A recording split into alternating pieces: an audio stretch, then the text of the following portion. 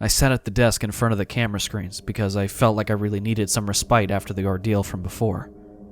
I was so tired and scared. On the one hand, I felt really vulnerable without a weapon, but on the other hand, I was glad I didn't have anything that I could have potentially used to end myself. I tried not to think that suicide could prevent a far worse fate. I glanced at the camera feed. It seemed to be covering some sort of rundown hospital. No one was on any of the cameras except for one. The patient lady from before was peeking around the corner of one of the cameras, as if she was waiting for someone to give them a jump scare. I looked down at the note in front of me. It said, "Still alive? Good. You're gonna need to follow an even stricter set of rules in order to get past this area, especially making sure you do things according to specific times. First off, no matter when you enter the room, the alarm clock on the desk is going to say 3:19 a.m. I glanced at the small clock in front of me. 3:19 a.m., and it just turned into 3:20. I continued reading. You need to follow these rules according to the times and do not be late nor early anywhere. This is the most important part. First off, take a look at all the cameras and see if the staring man is anywhere on them. If he is, you'll see him staring directly at the camera.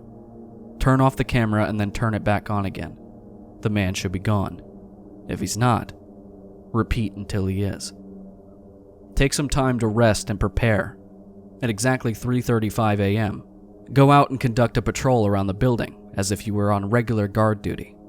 You need to check every room on floors 1 and 2, and you need to be back in the security room by 4 a.m.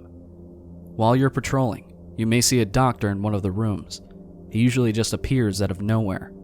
The room is empty the one moment, and then you turn around and he's there, performing surgery on a mangled corpse. If you see him, back away slowly and try to exit the room without being noticed. If he calls after you, don't ignore him. He'll ask you to assist him by giving him surgical tools from the tray, so just do what he asks. Try not to give him the wrong tools, otherwise you might be the one he's going to dissect on the table next. You probably saw the woman peeking behind the corner on the camera by now.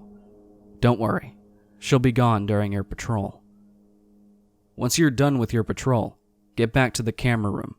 You may sometimes see another guard sitting by the desk when you return.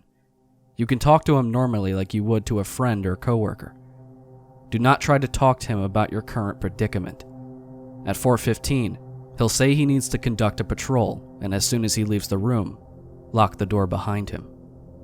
From 4:15 to 4:30, you may hear knocking on the door and rattling of the knob, but you'll see no one on the camera covering the outside of the security room.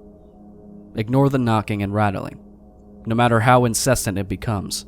Even if you hear desperate cries for help in the voices of women or children, or the guard from before, don't open the door. They can't get inside if you don't let them in, so you should be safe.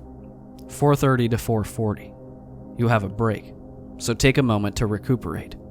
Do not take a nap. From 4:40 a.m., you should focus on the cameras. You will start to feel really sleepy. No matter what you do, you must not fall asleep. As you get sleepier, you will also start to notice movement in your peripheral vision, or start to feel like someone is in the room with you, standing right over your shoulder and breathing. Just focus on the cameras, no matter how vivid the presence becomes. At 5 a.m., if you hear a raspy breathing coming from the ceiling, do not look up. Close your eyes and count to 10. You'll feel cold fingers touching you, and the raspy breathing will be in your ear.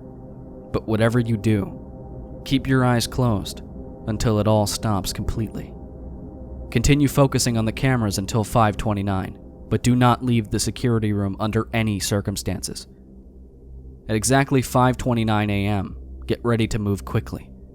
As soon as the clock ticks 5:30 a.m., and not a second sooner, unlock it and open the door and run for it. Just run straight into the elevator at the end of the hallway and ignore the growling behind you. Do not look behind, because you need every second here. The elevator door will be open, and it will automatically close and take you out of there once you're in. I'll be waiting on the other side. Good luck, brother. Guard who came before you. I placed down the note and exhaled sharply. It was 3:24 a.m. I glanced at the cameras. The staring man was on one of the cameras. I restarted it, and sure enough, in less than a second while the camera was off, he just disappeared. At 3:25 a.m., I went outside, conducting my patrol carefully, but still doing my best to hurry up. I glanced at my watch every minute or so. As I finished the last room and was about to exit, I heard someone humming behind me. I turned around and saw a surgeon in blood-stained clothes dissecting a corpse on the table which was not previously there. I froze, but the doc was transfixed on the surgery, humming more violently as he sawed through one of the corpse's arms. Seeing this broke me out of my trance, and I slowly backed away, reaching for the door.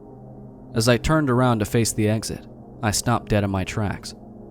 Ah, the doc exclaimed, and I turned around, heart ready to explode. Almost forgot to take care of this. The doc grabbed a scalpel and continued cutting the corpse, paying no attention to me. I silently exhaled in relief and left the place slowly. As soon as I was at a safe distance, I sprinted back to the security room. The room was empty, no guard in there like the note mentioned. I locked the door and continued following the agonizing rules on the list until 5:29 a.m., ignoring anything else in the room until then. As soon as the clock ticked 5:30, I heard a growl behind me. I opened the door and ran faster than I ever knew was possible, while the growl behind me turned into something that sounded like demonic barking. It kept getting closer and closer. I ran into the elevator, practically ramming the backside with my shoulder. I turned around just in time to see a pair of red eyes staring at me from the hallway before the elevator door closed. The elevator started going up and stopped shortly after. When it opened, I found myself in an empty white room with an electronic door on the other side.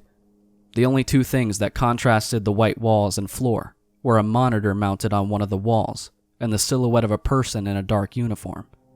He had the sign which said "Security" on the back. I finally found you. I smiled and stepped out of the elevator. The guard looked at me with a confused expression, so I tried to explain who I was and thanked him for leaving the instructions behind for me. He shook his head. What are you talking about? You said in your note that you'd be waiting on the other side. What note? Look, bro, I'm just trying to find my way out of here. Been trying to find a way to open this door for ages. He looked even more confused by this point. Look, man, I've been following these notes you left because you said you'd be here, so just cut the bullshit. I took out the note and presented it to him. He inspected it with a serious look on his face, and then looked at me and said, Afraid you got the wrong guy, bro. This isn't my handwriting. Well, if it wasn't you, who was it then? Just then, the monitor on the wall turned on, and a message flashed across the screen.